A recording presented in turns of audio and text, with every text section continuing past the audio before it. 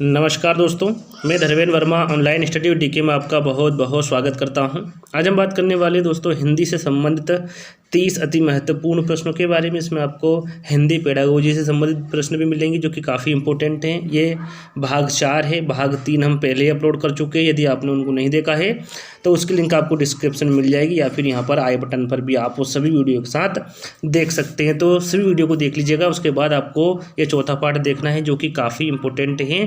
जो प्रश्न इंपॉर्टेंट हैं उन्हीं लिया गया है, तो स्किप नहीं करना है, वीडियो को पूरा देखना है, लाइक कर देना है, कमेंट्स कर देना है, अपने दोस्तों के साथ वीडियो को शेयर जरूर कर देना है। तो चलिए शुरू करते हैं। आज का पहला प्रश्न है हिंदी का, किस वाक्य में प्रेरणार्थक क्रिया है? आपको यहाँ पर इन चारों विकल्पों के माध्यम से बताना है कौन सा विकल्प प्रेरणार्थक क्रिया है। सबसे पहले आपको पता होना चाहिए कि प्रेरणार्थक क्रिया होती क्या है। जिस क्रिया से इस बात का ज्ञान हो कि कर्ता स्वयं कार्य न कर किसी अन्य को उसे करने के लिए प्रेरित करता है, उसे हम कौन सी क्रिया कहते हैं? प्रेरणार्थक क्रिया कहते हैं। यानी कि आप उस कार्य को नहीं करवा रहे हैं, किसी और से करवा रहे हैं, ऐसी क्रिया को आप क्या कहेंगे? प्रेरणार्थक क्रिया कहेंगे। तो आपको इन चारों विकल्पों के माध्यम से बताना है कि कौन सी प्रेरणार्थक क्रिया है। सूखे पत्ते हवा में उड़ रहे हैं, ये नहीं हो सकता प्रेरणार्थक क्रिया, क्योंकि कोई भी किसी को कार्य करने का यहाँ पर आदेश नहीं दे रहा है, प्रेरित नहीं कर रहा है। सोहन तैरना जानता है, ये भी नहीं हो सकता। पानी के बिना फसल सूख रही है, ये भी नहीं हो सकता। मालिक नौकर से सफाई करवा रहा है। देखिए यहाँ पर मालिक क्या कर रहा है? नौकर से सफाई कर रहा है, यानी कि एक बंदा दूसरे से कहकर कार्य करवा रहा है, उसे प्रेरित कर रहा है। तो राइट आंसर हमारा कौन सा होगा? यहाँ पर फोर्थ वाला होगा। चलिए अगला प्रश्न है, इनमें से कौन सा शब्द पुल्लिंग के रूप में प्रयुक्त होता है? अभिमान, शिक्षा, अच्छी या फिर बहस। इन चारों विकल्पों में से आपको बताना है कि वहाँ कौन सा शब्द है जो पुल्लिंग के रूप में प्रयुक्त होता है। पुल्लिंग यानी कि वहाँ शब्द जो हमें पुरुष जाति के व्यक्ति, वस्तु आदि का बोध कराते हो, चाहे वो निर्जीव हो या फिर कोई सजीव हो, उसे क्या कहते हैं? पुल्लिंग कहते हैं। यहाँ पर आपको बताना है कौन सा शब्द है। अभिमान है, शिक्षा है, अच्छी है या फिर बहस है। तो यहाँ पर हमारा राइट आंसर होगा अभिमान। अभिमान शब्द पुल्लिंग के रूप में प्रयुक्त होता है। तो राइट आंसर हमारा यहाँ पर कौन सा होगा? पहला वाला होगा। चलिए अगला प्रश्न है, राम घर गया और श्याम बाजार गया, इस वाक्य में रेखांकित शब्द है। यहाँ पर रेखांकित शब्द में आपको बता दूं, और के नीचे रेखा खींची हुई है, ध्यान दीजिएगा। राम घर गया और श्याम बाजार गया, इस वाक्य में रेखांकित शब्द आपको बताना है कौन सा होगा और कौन सा शब्द है। विकल्प सूचक है, परिणाम दर्शक है, संयोजक है या फिर करण बोधक है। तो याद रखिएगा यहाँ पर और के नीचे लाइन खींची हुई या फिर रेखांकित शब्द है, तो ये क्या होगा? ये संयोजक शब्द होगा। व्याकरण में वहाँ शब्द जो शब्दों या वाक्यों के बीच जोड़ने के लिए आता है उसे हम क्या कहते हैं? संयोजक शब्द कहते हैं। और यहाँ पर जोड़ रहा है राम घर गया और श्याम बाजार गया, इन दोनों को ये एक ही शब्द में जोड़ रहा है। कौन? और। तो यहाँ पर राइट आंसर हमारा क्या होगा? तीसरा वाला होगा। चलिए अगला प्रश्न है, आक्रामक क्रिया कौन सी होती है? आक्रामक क्रिया के बारे में आपको बताना है। लिखना, हंसना, पीना या फिर पढ़ना। तो साधारण सा प्रश्न है, आपने आक्रामक क्रिया के बारे में पढ़ा होगा। तो राइट आंसर होगा हमारा हंसना, लिखना, पीना, पढ़ना। ये तीनों ही कौन सी क्रिया हैं? ये सक्रमक क्रिया है। आक्रामक क्रिया के बारे में पूछा गया है, तो राइट आंसर हमारा यहाँ पर बी वाला होगा। चलिए अगला प्रश्न है, इनमें से कौन सा शब्द स्त्रीलिंग का सूचक है? थोड़ी देर पहले ही मैंने आपको पुल्लिंग के बारे में बताया था, उसका अपोजिट आप यहाँ पर समझ लीजिए कि वे संज्ञा शब्द जो हमें स्त्री जाति के व्यक्ति, वस्तु आदि का बोध कराते हैं, चाहे वो निर्जीव हो या फिर सजीव, क्या कहलाते हैं? स्त्रीवाचक कहलाते हैं। तो यहाँ पर आपको बताना है कि कौन सा शब्द स्त्रीलिंग का सूचक होगा। हलवाई, ईसाई, कसाई या फिर सफाई। तो राइट आंसर होगा हमारा यहाँ पर सफाई। याद रखिएगा जो स्त्रीलिंग का सूचक होगा वो सफाई शब्द होगा। तो राइट आंसर हमारा यहाँ पर फोर्थ वाला होगा। चलिए अगला प्रश्न है, किस वाक्यांश में मध्यम पुरुष का प्रयोग होगा? यहाँ पर आपको बताना है इन चारों विकल्पों में से किसमें मध्यम पुरुष का प्रयोग होगा। मैंने आपसे कहा था कि वे लोग अपने अपने घर चले गए, इसमें आपको मध्यम पुरुष का प्रयोग कहाँ हो रहा है, किस वाक्य में हो रहा है, इसके बारे में आपको बताना है। तो राइट आंसर होगा आपसे कहा था कि इस वाक्यांश में मध्यम पुरुष का प्रयोग हो रहा है। तो राइट आंसर हमारा यहाँ पर बी वाला होगा। चलिए अगला प्रश्न है, यहाँ पर आपको अब हिंदी पेडागोजी से संबंधित मिलेंगे। तो प्रश्न इस प्रकार है कि वह विधि जिसका प्रयोग चारों भाषाई कौशलों के विकास हेतु किया जाता है। यहाँ पर चारों भाषाई कौशलों, इसके बारे में शायद आप सभी को पता होगा कौन कौन से होते हैं चारों भाषाई कौशल।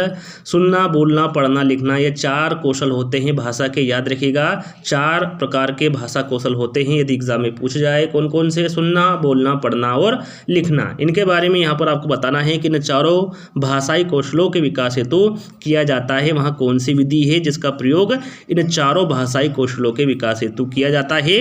दूरस्थ विधि, द्विभाषी विधि, अनुकरण विधि या फिर सूत्र विधि। तो राइट आंसर होगा हमारा यहाँ पर अनुकरण विधि। याद रखिएगा वहाँ विधि कौन सी है? अनुकरण विधि है, जिसका प्रयोग चारों भाषाई कौशलों यानी कि सुनना, बोलना, पढ़ना, लिखना के विकास हेतु किया जाता है। तो राइट आंसर हमारा यहाँ पर तीसरा वाला होगा। चलिए अगला प्रश्न है, हर्बट्स विधि का एक दोष नहीं है। सबसे पहले तो आपको पता होना चाहिए कि हर्बट्स विधि के प्रतिपादक कौन है। सरल सा प्रश्न है, हर्बट्स विधि के प्रतिपादक हर्बट्स ही है और इन्होंने पंचपदी जो प्रणाली है उसका प्रतिपादन किया था। इसमें कौन कौन से इन्होंने 5 सोपान दिए थे उनके बारे में आपको पता होना चाहिए। हर्बट्स के पंचपदी प्रणाली में इन्होंने 5 पद या फिर 5 सोपान बताए हैं। कौन कौन से? प्रस्तावना, प्रस्तुतिकरण, तुलना व सहयोग, नियमीकरण या सामान्यकरण और 5वां है अनुप्रयोग या अभ्यास। ये 5 सोपान बताए हैं जिनके बारे में आपको पता होना चाहिए। अब आपको हर्बट्स विधि का एक दोष बताना, यानी कि पंचपदी प्रणाली का एक दोष आपको यहाँ पर बताना है। यहाँ शिक्षण के मनोवैज्ञानिक सिद्धांत पर आधारित है। यहाँ शिक्षण को अधिक स्वतंत्रता नहीं देती है। अधिगम की अपेक्षा शिक्षण पर अधिक बल दिया जाता है या फिर शिक्षण हेतु अधिक उपयुक्त नहीं है। तो यहाँ पर एक दोष कौन सा नहीं है इसके बारे में आपको बताना है। तो राइट आंसर होगा हमारा कि यहाँ शिक्षण के मनोवैज्ञानिक सिद्धांत पर आधारित होती है, यहाँ इसका दोष नहीं है। तो राइट आंसर हमारा यहाँ पर पहला वाला होगा। चलिए अगला प्रश्न है, अशुद्ध उच्चारण का कारण क्या है? एक अशुद्ध जो उच्चारण होता है उसका क्या कारण है इसके बारे में आपको बताना है। प्रयत्न लगाव है, वागेंद्रियों में विकार है, अक्षर ज्ञान है या फिर सामाजिक प्रभाव है। तो सरल सा प्रश्न है, यहाँ पर राइट आंसर होगा वागेंद्रियों में विकार। याद रखिएगा अशुद्ध उच्चारण का जो कारण होता है वो वागेंद्रियों में विकार होता है। तो राइट आंसर हमारा यहाँ पर बी वाला होगा। चलिए अगला प्रश्न है, इकाई किसी समस्या या योजना से संबंधित जोड़ने वाली क्रियाओं की समग्रता या एकता को प्रकट करती है। इकाई विधि का यह कथन है हर्बट्स का है, मॉरिसन का है, हेनरी हेरप का है या फिर थॉमस एम रिस्क का है। यहाँ पर आपको बताना है जो यहाँ कथन दिया गया है इकाई विधि से संबंधित यह कथन किसका है इसके बारे में आपको बताना है। तो राइट आंसर होगा थॉमस एम रिस्क। याद रखिएगा यहाँ कथन किसका होगा? थॉमस एम रिस्क का होगा। राइट आंसर हमारा यहाँ पर 4th वाला होगा। चलिए अगला प्रश्न है, द्विभाषी पद्धति का क्षेत्र कौन सा नहीं है? प्रश्न को ध्यान से पढ़ना है। कौन सा क्षेत्र नहीं है द्विभाषी पद्धति का, इसके बारे में आपको बताना है। सम्मेलन में गोष्ठियां, अनुवाद शिक्षण, प्राथमिक कक्षाएं या फिर विदेशी भाषा शिक्षण। तो राइट आंसर होगा यहाँ पर हमारा जो द्विभाषी पद्धति का क्षेत्र नहीं होगा वो प्राथमिक कक्षाएं नहीं होगा। तो राइट आंसर हमारा यहाँ पर तीसरा वाला होगा। चलिए अगला प्रश्न है, अनुकरण वाचन के भेद है। यहाँ पर आपको अनुकरण वाचन के भेद बताना है। कितने प्रकार के होते हैं? 4, 2, 5 या फिर 6।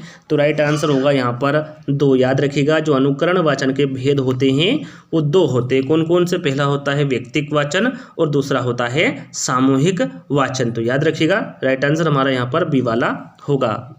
चलिए अगला प्रश्न है और इम्पोर्टेंट प्रश्न है, फलालेन बोर्ड का प्रयोग होता है किसमें होता है? लेखन कार्य में होता है, चित्र प्रदर्शन हेतु होता है, फिल्म पट्टिका हेतु होता है या फिर श्रवण हेतु होता है फलालेन बोर्ड का प्रयोग। तो राइट आंसर होगा यहाँ पर हमारा लेखन कार्य में। याद रखिएगा जो फलालेन बोर्ड का प्रयोग होता है वो लेखन कार्य में यानी कि लिखने के लिए होता है। तो राइट आंसर हमारा यहाँ पर पहला वाला होगा।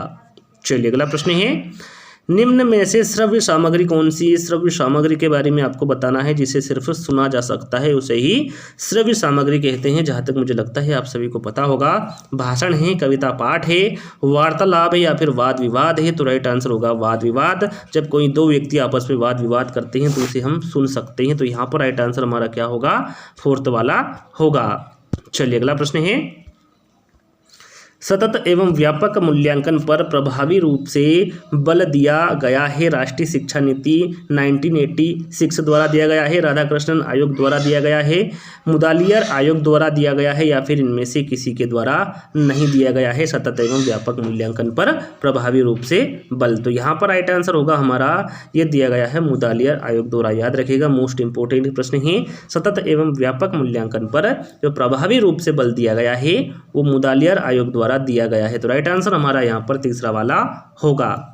चलिए अगला प्रश्न है, मौन वाचन कब शुरू करना चाहिए? यहाँ पर आपको बताना है जो मौन वाचन है ये कब शुरू करना चाहिए, तीसरी कक्षा से, चौथी कक्षा से, छठी कक्षा से, या फिर दूसरी कक्षा से? इंपॉर्टेंट प्रश्न है। तो याद रखिएगा जो मौन वाचन शुरू करना चाहिए वो तीसरी कक्षा से शुरू करना चाहिए। चलिए अगला प्रश्न है, भाषा का मुख्य कौशल। मैंने आपको कौशल के बारे में बताया था, कौशल 4 प्रकार के होते हैं, लिखना, पढ़ना, सुनना और बोलना। तो यहाँ पर भाषा का मुख्य कौशल कौन सा है इसके बारे में आपको बताना है, लिखना, पढ़ना, बोलना, या फिर ये सभी? तो यहाँ पर हमारा राइट आंसर होगा ये सभी, यानी कि भाषा का जो मुख्य कौशल होता है वो लिखना भी होता है, पढ़ना भी होता है और बोलना भी होता है। तो राइट आंसर हमारा यहाँ पर ये सभी होगा। चलिए अगला प्रश्न है और इम्पोर्टेंट प्रश्न है, योजना शिक्षण विधि के प्रवर्तक के बारे में पूछा गया है। कौन है? जॉन डीवी है, WH किलपैट्रिक है, डाल्टन है, या फिर अरस्तू है। जो 3 पार्ट बनाए हैं उसमें इसका जिक्र मैं पहले ही कर चुका हूं। तो जहां तक मुझे लगता है आपने तीनों पार्ट देख चुके होंगे, यदि नहीं देखा हो तो उनको देख लीजिएगा। तो यहाँ पर हमारा राइट आंसर होगा WH किलपैट्रिक। याद रखिएगा जो योजना शिक्षण विधि के प्रवर्तक हैं वो WH किलपैट्रिक है। तो राइट आंसर हमारा यहाँ पर बी वाला होगा। चलिए अगला प्रश्न है, छोटे बालकों की कल्पना शक्ति विकसित करने का माध्यम है महापुरुषों की जीवनियाँ, कविताएं, पौराणिक गाथाएं, या फिर परियों की कहानियाँ? तो यहाँ पर हमारा राइट आंसर होगा जो छोटे बालकों की कल्पना शक्ति विकसित करने का जो माध्यम होता है वो परियों की कहानियाँ होता है। तो राइट आंसर हमारा यहाँ पर 4th वाला होगा। चलिए अगला प्रश्न है, भाषाई कौशलों यथा सुनना, बोलना, पढ़ना एवं लिखना, यानी कि जो भाषाई कौशल होते हैं उनके बारे में बताया था। 4 प्रकार के होते हैं, कौन कौन से? सुनना, बोलना, पढ़ना और लिखना। इनका विकास किस कक्षा तक पूर्ण हो जाना चाहिए, यानी कि जो 4 कौशल होते हैं भाषा के उनका जो विकास होता है वो किस कक्षा तक पूर्ण हो जाना चाहिए? कक्षा 2, 3, 5 या फिर 8? तो यहाँ पर हमारा राइट आंसर होगा कक्षा 5। इंपॉर्टेंट प्रश्न है, याद रखिएगा जो सुनना, बोलना, पढ़ना एवं लिखना है इनका विकास कक्षा 5 तक पूर्ण हो जाना चाहिए, जो कि भाषाई कौशल है। तो राइट आंसर हमारा यहाँ पर तीसरा वाला होगा।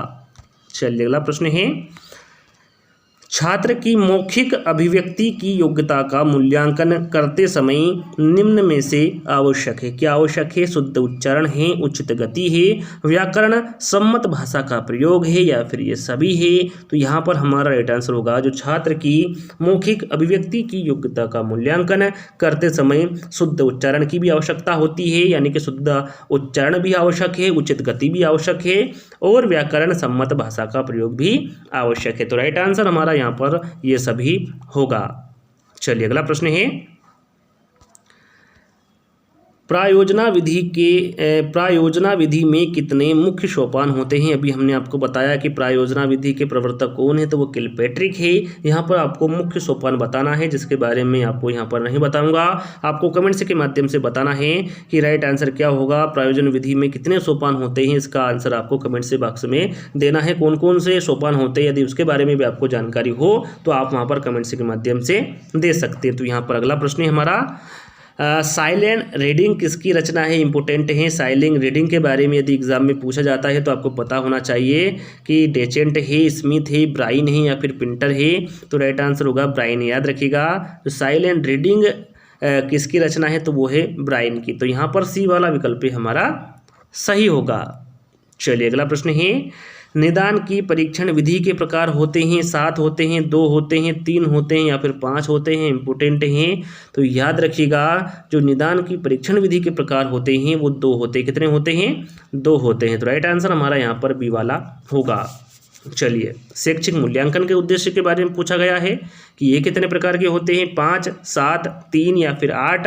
तो राइट आंसर होगा 3। याद रखिएगा निदान की परीक्षण विधि के प्रकार 2 होते हैं और शैक्षिक मूल्यांकन के उद्देश्य 3 होते हैं। इसके बारे में आपको पता होना चाहिए। चलिए अगला प्रश्न है,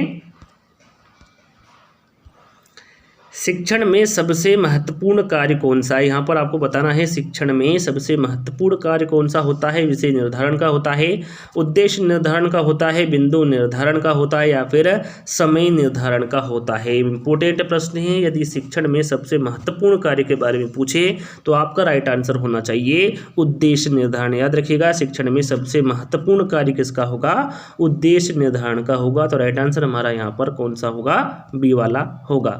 चलिए अगला प्रश्न है, निम्न में से प्रक्षेपित सामग्री नहीं है। प्रक्षेपित सामग्री के बारे में पूछा गया है। अब बात करते हैं कि प्रक्षेपित सामग्री होती क्या है। इसके अंतर्गत ऐसी सामग्री आती है जिसके प्रदर्शन के लिए विद्युत यंत्रों की आवश्यकता होती है, यानी कि जिसमें विद्युत यंत्रों की आवश्यकता होती है उसे क्या कहते हैं? प्रक्षेपित सामग्री कहते हैं। प्रश्न में पूछा गया है कौन सी सामग्री प्रक्षेपित सामग्री नहीं है? Film, opaque projection, bulletin board या फिर फिल्म खंड। तो यहाँ पर देखिए बुलेटिन बोर्ड, क्योंकि इसमें जो विद्युत यंत्र है उसकी आवश्यकता नहीं होती है, उसे अप्रक्षेपित सामग्री कहते हैं। याद रखिएगा, बुलेटिन बोर्ड के बारे में पूछे कि ये किस प्रकार की सामग्री है तो ये अप्रक्षेपित सामग्री, क्योंकि इसमें विद्युत यंत्रों की आवश्यकता नहीं होती है। जिसमें विद्युत यंत्रों की आवश्यकता होती है उसे प्रक्षेपित सामग्री कहा जाता है। जैसे कि फिल्म, ओपेक प्रोजेक्शन और फिल्म खंड, इन तीनों में ही किसकी आवश्यकता होती है? विद्युत यंत्रों की आवश्यकता होती है। तो यहाँ पर पूछा गया था प्रक्षेपित सामग्री कौन सी नहीं है, तो वो है बुलेटिन सामग्री। तो राइट आंसर हमारा यहाँ पर सी वाला होगा। चलिए अगला प्रश्न है, बालक परिवार में रहकर कैसी भाषा सीख जाता है? बोलचाल की भाषा, सांकेतिक भाषा, लिखित भाषा या फिर कोई नहीं। इंपॉर्टेंट प्रश्न है, एग्जाम में पूछा गया प्रश्न है। तो यहाँ पर हमारा राइट आंसर होगा बोलचाल की भाषा। बालक परिवार में रहकर बोलचाल की भाषा सीख जाता है। तो राइट आंसर हमारा यहाँ पर पहला वाला होगा। यदि मातृभाषा भी यहाँ पर विकल्प में दे दिया जाता तो वो भी हमारा राइट आंसर होगा। बालक परिवार में रहकर मातृभाषा यानी कि अपनी भाषा सीख जाता है। तो यहाँ पर राइट आंसर हमारा कौन सा होगा? पहला वाला होगा। चलिए निगमन विधि के बारे में पूछा गया है। तो यहाँ पर जो निगमन विधि है वो किस प्रकार की विधि है? मनोवैज्ञानिक है, अमनोवैज्ञानिक है, कुछ कह नहीं सकते या फिर उपरोक्त में से कोई नहीं। इंपॉर्टेंट विधि है, एग्जाम में इस विधि के अंतर्गत प्रश्न पूछा जाता है। तो यहाँ पर हमारा राइट आंसर होगा अमनोवैज्ञानिक विधि। याद रखिएगा, निगमन विधि एक अमनोवैज्ञानिक विधि है। तो यहाँ पर राइट आंसर हमारा बी वाला होगा। चलिए अगला और लास्ट प्रश्न है, लिग्वाफोन कैसा शैक्षिक उपकरण है? यहाँ पर लिग्वाफोन के बारे में पूछा गया है। दृश्य उपकरण है, दृश्य श्रव्य उपकरण है, श्रव्य उपकरण है या फिर कोई नहीं। तो यहाँ पर लिग्वाफोन के बारे में पूछा गया है। तो ये एक प्रकार का श्रव्य उपकरण है, यानी कि इसे सिर्फ सुना ही जा सकता है। तो राइट आंसर हमारा यहाँ पर तीसरा वाला होगा। तो आज के जो हिंदी के प्रश्न थे या फिर हिंदी पेडागोजी के जो प्रश्न थे वो आपको कैसे लगे कमेंट्स के माध्यम से आपको बताना है। यदि आपको वीडियो पसंद आए तो आपको लाइक करना है, अपने दोस्तों के साथ शेयर करना है और कमेंट करके जरूर बताना है। तो जल्दी ही दोस्तों एक नई वीडियो के साथ मिलते हैं। जब तक के लिए धन्यवाद। जय हिंद।